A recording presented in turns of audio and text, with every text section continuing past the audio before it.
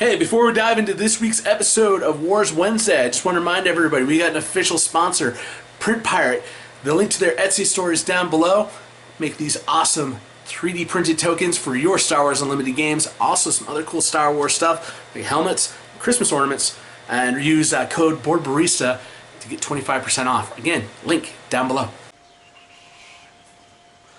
Hey, honey. Yeah, what's up?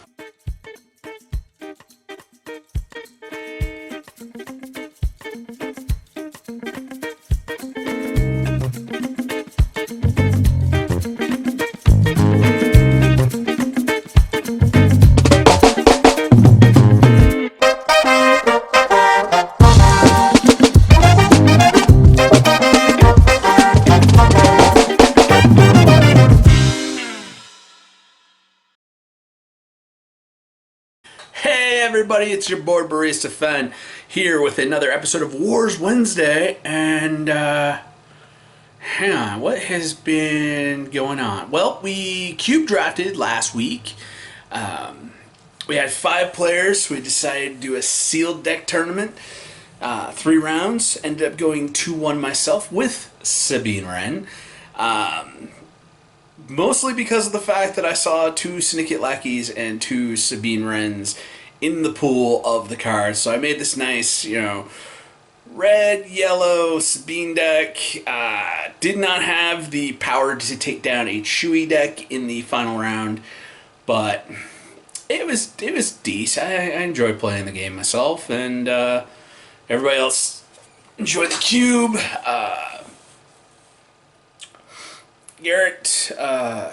Garrett's in love with the cube, and I think we're going to be doing a lot more events between me, him, and our sponsor, Print Pirate. We have 3 of the exact same common and uncommon cubes floating around in the community, so we got enough to be able to do 24 players for draft, or about 16 for a sealed deck. Brain was totally farting on that. But I know the new spoilers are out for Shadows of the Empire. Those all look sweet. I really hope that we can get a go wide weenie strategy with Gideon. His whole thing about giving on the attack your other Imperials with it's actually anything that's cost 3 or less, I believe. Giving your 3 or less costs attacking units +1/+0, so that's really kind of cool. Of course, we've already got one weenie-ish leader in the game so far with IG-88, but IG-88 is doing nothing really. Gideon's has its trigger on attack, so going to be able to get some action economy out of that card. Grogu being a 2-drop 0/5 that you can exhaust to exhaust an enemy unit, synergizes really well with Mandalorians. Give a 3 or less drop 2 shields, so it's like yep. The bounty mechanic I think is really cool, being able to get Boba Fett's whole untap 2 resources whenever you capture a bounty. I think that's really cool. Still haven't seen what the smuggler ability is yet, and yeah, so we got the bounty hunt mechanic, the smuggling mechanic, and there's one other capture. The bounty keyword, but the capture effect. So Shadows of the Galaxy definitely starting to come out of the gates with a cool mechanics. Iconic characters, loving to get to see all the fringe, non-Imperial, non-Rebel, non-Sith, non-Jedi factions being represented. So I think it looks like it's going to be a good set. I can't wait to get my hands on it, start playing some games with it. And yeah, that's really all I got for Star Wars Unlimited news, but I've had this thought going in the back of my head because there was a part of me that was like, I was thinking about cashing out of Star Wars Unlimited. It's I like the game. I like the gameplay. And I was like, why do I have this feeling like I don't want to overextend myself and get and into this. So I started wondering. It's like, so why were the reasons that I quit all the other card games I've played over the years? So of course the big one is the Star Wars customizable card game. That I ended up quitting that game because the game died. It had no longer had any support to it. Lucasfilm pulled the license from Decipher and gave it to Wizards of the Coast, and well, that kind of sparked the whole thing of why I didn't play Magic. Because I was kind of like, I hate Wizards of the Coast. They ruined Star Wars. Of course, it's Star Wars fans. We're always the ones that really ruin Star Wars. But anyways, so Star Wars CCG died. So I retired from card games completely. I stopped playing Magic. I stopped playing Star Wars. Magic was actually more of the whole fact of it was my high school game, and I didn't really have anybody really to play with until I was at Umpy in 2002. So I played a little bit then, but it wasn't going to tournaments. It was still, I was in my casual phase, so I'd be able to pick it up and leave it, pick it up and leave it. Didn't really get into Magic until 2008. One of my D&D players in the group I was playing with at the time, Zach, he was a huge Magic the Gathering fanboy, D&D fanboy. So he's like, him and his roommate, who both played D&D with me, the two of them would play. And I was just like, saw their collection. They showed me a bunch of the new cards. It was on Time Spiral was out, and we were just starting the Alara block. So I was like, okay, I can get into this. And I picked up a deck, and I grabbed grabbed Zach's deck, and I just played it, and I was like, and he's like, you beat me with my own deck. And I'm like, yeah. And I kept doing that. He's like, dude, you need to come to a tournament. I went to a tournament, found out that a bunch of the young bloods I used to play with in the Star Wars game, all of them were playing Magic at the time, so I reconnected with some old friends, Jake Sear, Jake Ball, and Derek Jones. Three of them were all originally Star Wars players back in the day with me, and three of us, me and Zach and his roommate, I can't remember his name right now.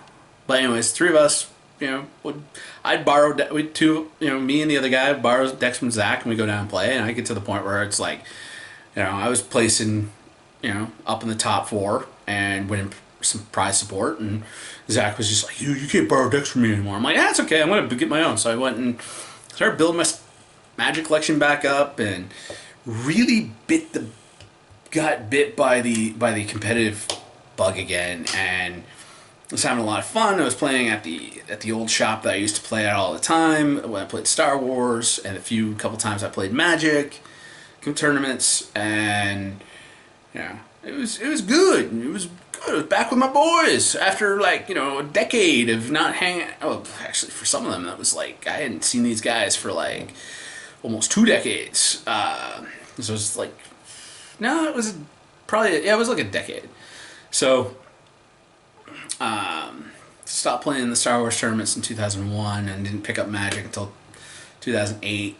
Started getting competitive, going to the major tournaments around the state, and that started the whole career of writing for Examiner.com and becoming a Magic judge and everything like that. That just kind of went until like 2015, 2016 when Examiner flipped the script on me, and that was like just stopped going to tournaments, especially after Mages and Sages closed around that time period. I was just like, I'm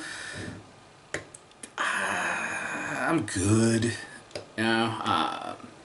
Judge program had some changes around there too, and it just became a whole thing of like I couldn't get to a higher level of play, and that's one of the things that Magic, like living so isolated and in northern Maine and not being able to get to tournaments and having tournaments, the drive to the tournaments for like the good cash payout, like not cash payouts, but the good like tournament where it's like, I'm coming back with like, even if, as long as I place in the top 8, I'm getting like a quarter of a box. I'm getting, $20-$30 worth of product going to these tournaments just for top 8ing.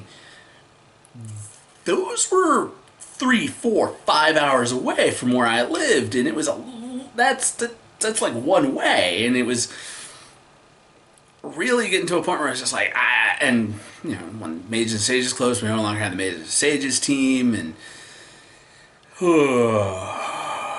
it just became a whole thing of like, I couldn't compete at the level I knew I could compete at because I was spending so much mental energy of the day. It was burned up in just like the commute to get to these events.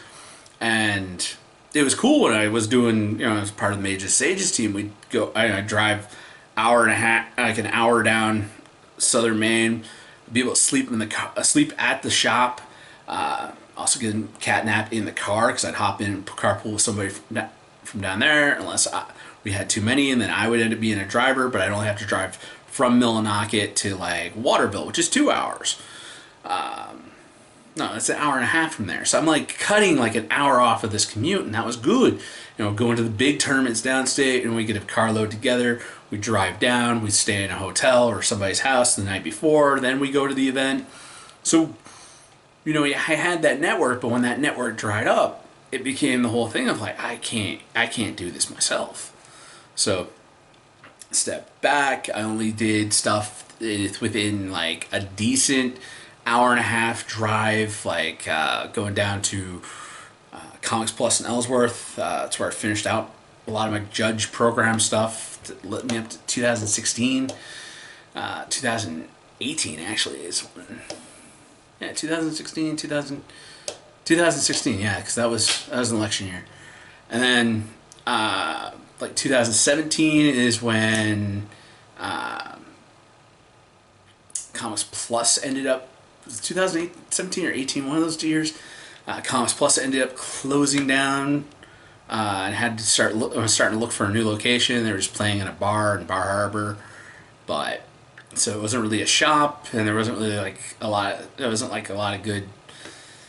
There's a lot of smaller events they were doing there because they didn't have like the place to actually be able to have the overflow, and yeah, it just kind of like, it was like this contraction of the community around me, contracted to the point where I was just like, you know what, I'm just gonna play my cube and do some Commander, go back to the roots, play Magic as a purely casual, sit around hanging out with the boys and playing some games and building up the Magic community in Holton. And that's when we go to 2016 to 2019, I wasn't a tournament player.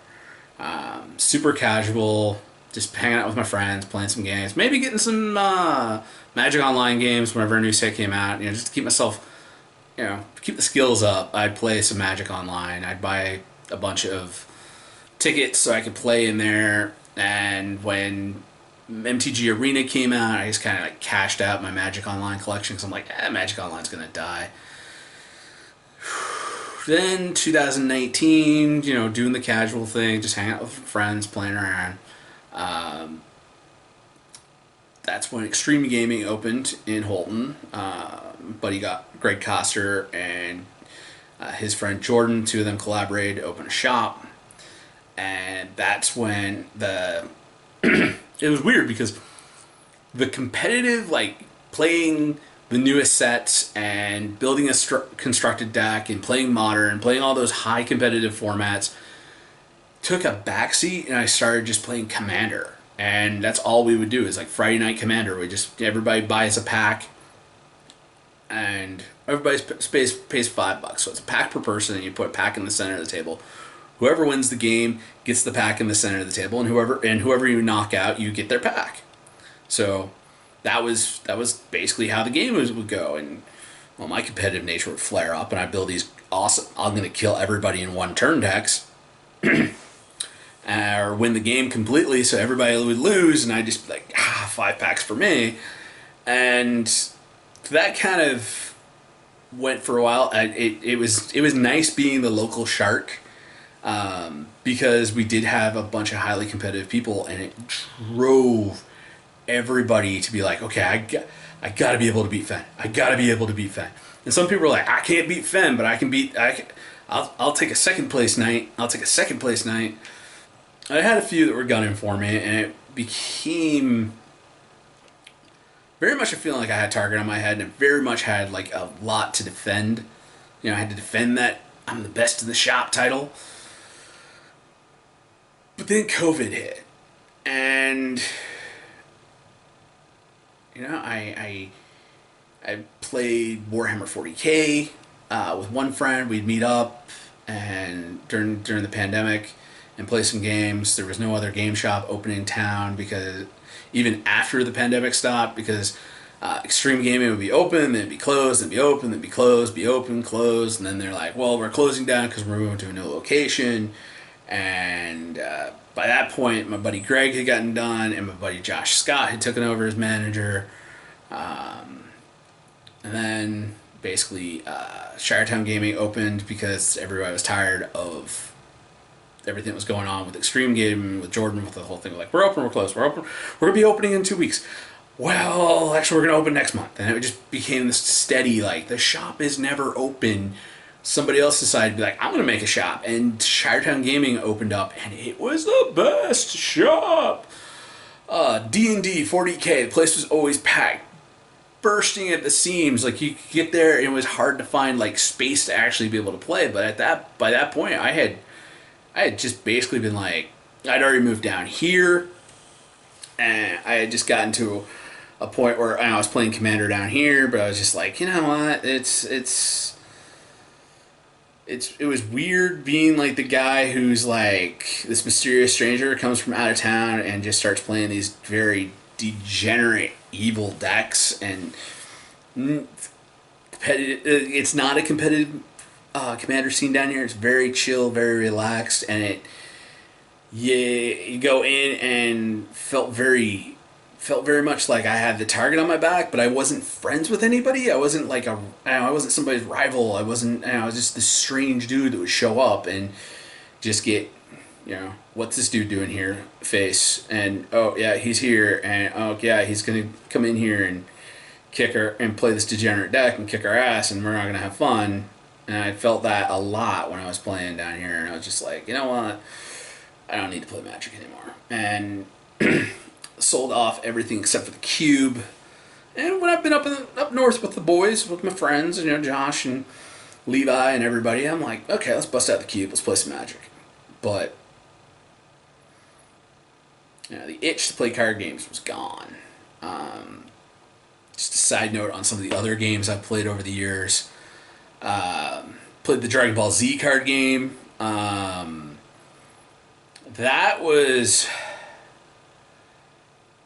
game was easy to break. And the funny thing is like that game, it also felt like the power creep was so, like, I'm talking the old Score one that came out in like the early to mid 2000s. It was just like, well, if you aren't playing with like the most current version of the characters, you're not like constantly rebuying your collection to get all the new cards, because all the old cards now suck because they're not as powerful as the new ones. It felt like a lot of power creep, and I was just kind of like, you know what? I like to be able to buy into a game and be like, I'm good for a little while. I don't have to turn around and just buy everything and keep consuming and consuming and consuming, which was part of the reason why I started playing 40k, because it's like, once you buy your minis, you don't have to keep, and you can just buy the minis you want. You don't have to buy like packs to just randomly open and get so much bulk. I had so much Magic bulk. I'd sold off my Magic collection like a total of like 7 times, and every time I end up basically clearing out the equivalent of like 5 4-row boxes of cards, and it's just always crazy. I used to get to the point where I would just find somebody who's like, I'm looking to get into the game. I'm like, I'll trade you bulk, and I would just bulk trade them like thousands and thousands of cards for like $20 for a $20 rare. I just like, here, have all of this. I just want this one card. Take all of this stuff, and they'd be like, "Oh, it's amazing!" I'm like, "It is for you. You've got an Insta collection, and I got the chase card I was looking for." But nah, I hate bulk. I hate bulk. 40K didn't have that problem. 40K was just like, I could buy what I need, and I got what I got, and stuff isn't going to rotate. It's just, each edition or changes, stuff is going to go up and down, and I like that. So Dragon Ball Z stopped playing because it got too intense, and I didn't want to have a massive collection of Dragon Ball Z cards that I'm only looking for the rares, and they're only going to be viable for like 3 months, and then I got to go buy a whole new set. It's like, no. Pokemon, I quit that game because it was too easy to solve. Like, Pokemon was just like, it just became a whole thing of like, all right, it taught me metagaming. It was like, okay, if you play these kind of monsters, they have resistance to just about every other deck, and every other deck is kind of weak to this stuff. So you just, if you're playing and you see everybody's got this kind of deck, okay, bring this kind of deck. And it was easy to abuse. I had like this one weird, like, all my Pokemon were like grass type, but they were all like, their card type was grass. So they were weak to fire, but they were all psychic, and all the heavy hitter Pokemons at the time were all like fighting Pokemon. So everybody was weak to psychic. Nobody was playing fire because fire Pokemon all sucked. And it was like, okay, I've got the Meta Breaker. And I had this deck that was made out of purely commons, and it would just beat everybody. And I'm like, well, this isn't fun. So the game wasn't fun because it was too easy to solve. And Wars TCG, quit that one because the game just died after set 2. Like, never saw its third set. Never really caught on enough to be able to have tournaments. But an amazingly fun game to play. Like, me and one of my roommates in college, we played that game every single night. We just bust out the Wars decks and play. And it was great because it played like Star Wars, but it had cool art and everything like that. And I was like, yeah, this is cool. And it was just another flash in the pan game that came out. Which Wars actually made me like the gun shop. And I was like, I was willing to come back into card games for Wars, but then Wars kind of like made me go, I don't want to play anything. Wars, like the Wars being a flash in the pan, it's like kept me from playing Keystone. It's what made me quickly do a 180 turnaround and dump. It made me dump Naruto after only playing like 3 tournaments. I was just like, yeah. But Naruto, I quit playing that, not so much because it was easy, not so much because the game died. I didn't quit it because of the having to buy everything because of power creep. Excuse me. Wars, I just quit because it was like, I just don't really care. I was never really a fan of the anime, and it was just like something my friends were all into, and I'm like, yeah, okay, let's do this. And I was just like, it was a take it or leave it game, and I was just like, okay, I got all this stuff, I'll just flip. And again, it was the same kind of thing where I got now. Like, the game was in such high demand, they couldn't keep product on the shelf, and I just was able to flip my my collection and turn that into Magic Stables, which kind of is the same thing I did with my Pokemon when I flipped that collection and I sold it so I could buy Star Wars. And all of these thoughts are leading to the whole thing. I was really tempted. I was really tempted just to go on, find a buy list price. I know that Frontline, one of the ones, the one that's in it's located out of Florida. Can't remember it, but they have one of the big places I used to buy Magic cards from.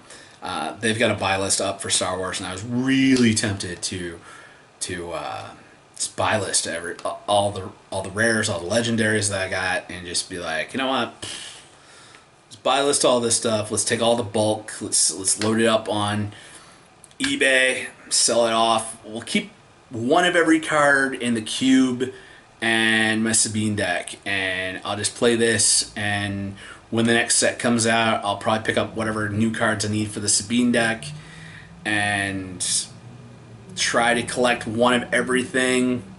Again, not the hyperspace rares, but just the basic rares. Just get one of all the cards, and then maybe flesh out the cube a little bit better. But the more I thought about it, the more I was like, you could do that. You could. But this is Star Wars. So, and this is, the community is just building. It's not, the game doesn't have the problems that made me go, I need to walk away. And, it's an IP I care about. It's, well, it is an easy game to learn. There is levels of mastery I'm still working on. Yes, the late nights on nights where I've got to work have really a little bit starting to grate on me. Like the whole fact I'm getting back here at 11:30 midnight on a Wednesday and gotta turn around and my alarm's going off the next morning at 6:45. But I'm keyed up on all this energy, so I'm not getting to sleep until 1 or 2 o'clock in the morning. I'm like, you're not 25 years old anymore, man. You're quite a bit older than that. You're pushing almost 2 decades older than that. You can't be going out and treating your body the whole thing of sleep. We'll catch up on that on our day off because I got a YouTube channel. I got a books I'm working on. I got a house to take care of. There's no days off as an adult. So I'm like, maybe we'll start working on this balance. Trying not to stay out too late. Maybe we'll take a step back. Maybe we won't go to the maybe we'll just have, I was thinking about doing it twice a week, 3 times a week, 4 times a week, and I'm like, let's just do once a week. So I'm decided to scale back. I'm going to make one trip to the gaming store to play Star Wars a week. Because the cool thing is unlike the Magic scene where I felt like an outsider, I've really felt like I've been welcomed in by the Star Wars community. It's kind of nice to be able to start off on that same level footing with everyone else. The game's new. The game's only been out for a month. We all still suck at it, but we're getting better together. And that's why I like having this show on my channel to help everyone else get better together. So I made a decision. I'm not quitting. I'm not cashing out. I'm not backing away from this. I'm just looking at it with the whole thing of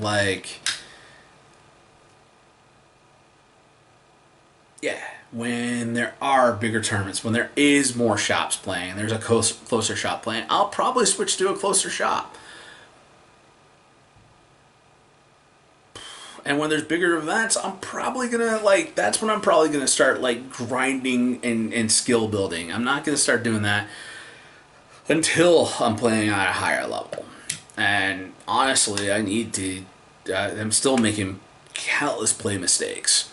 Well, not countless, but we're exaggerating. But I'm still making play mistakes. I'm still figuring out I could have done that. What? Seriously, I didn't figure out the whole attack pod, guerrilla attack pod plus ECL lab. I didn't figure out that play until much later, where it's you can bring it into ambush with the ECL lab and then basically be able to ready it again after it's attacked, because it's had the whole thing of somebody's base is 15 or less, so you got a ready grit unit that's ready to bash into something really good, like their base, for lots of damage. So I'm still learning, still trying to figure out, still trying to remember every unit, everything that has Sentinel. Like, that's a huge thing of like, you have to attack over here. And there's some cards that I'm like, I thought that had Sentinel, and then I read it again like 2 turns later. I'm like, why wasn't I attacking over here? That thing doesn't have Sentinel. I could have been getting in for some damage.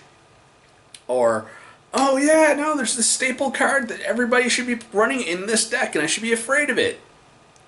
Still learning. So I think that last week I didn't have so much a moment of like, I'm out, as I had what would probably be considered a crisis of a tiny crisis of faith, a tiny bit of stress about how I wasn't getting enough sleep. I was completely tired. Wasn't getting enough sleep the night before past couple tournaments. Definitely wasn't getting enough sleep the next day. So a lot of emotions started flooding back. The whole, I gotta be the best. I gotta have first place. It's like, no, I don't have to have first place. I'm not here to be the shark. I am not to be the final end boss. Garrett can have that role right now. He's my end boss. I don't have to be the best. I don't have to kick everybody's ass every week. I just have to go have fun. And I have to make sure that I'm taking care of myself so I don't have these mental health moments of, I should just quit it. It's never going to be the same as everything else. No, it's never going to be the same as everything else. This game is going to be I'm at a different point in my life. I'm not stuck out in the middle of nowhere. I'm not completely broke. I'm not, living off of my collection like I was with my Magic collection for a while, where it's like only cash I had was if I was watching the secondary market. I was doing buying and selling trades, and I was sending cards across the country every week, so I'd have money coming in the next. It's like, no, this is not a business. This is not, I have to win every week so I can make back my money and make more money by getting more cards to sell. It's not a business. It's not a business. It's me hanging out with some new friends, having some fun, playing some games, getting to not think about work and life stresses and just relax and have fun. So I'm not quitting. I'm going to keep doing it, and I know there's countless other shows out there, if this is your first time catching me, but there's countless other shows out there that I'm watching to get my game reports and strategy and news and everything. This is not what this channel is about. This channel is about everything else about playing the game. So, it's the stuff that it's the non-competitive. This is going to be a casual gaming channel. So, with hopefully humble brags about how I'm doing playing the game. But thanks for tuning in. Thanks for listening to me talk. And remember, it's just a game. Just have fun. Peace. Hey everybody, thanks for staying till the end of the episode. Remember to like, share, subscribe. Follow us on Facebook at Board Barista Productions. And if you want to support us, Patreon link at the bottom.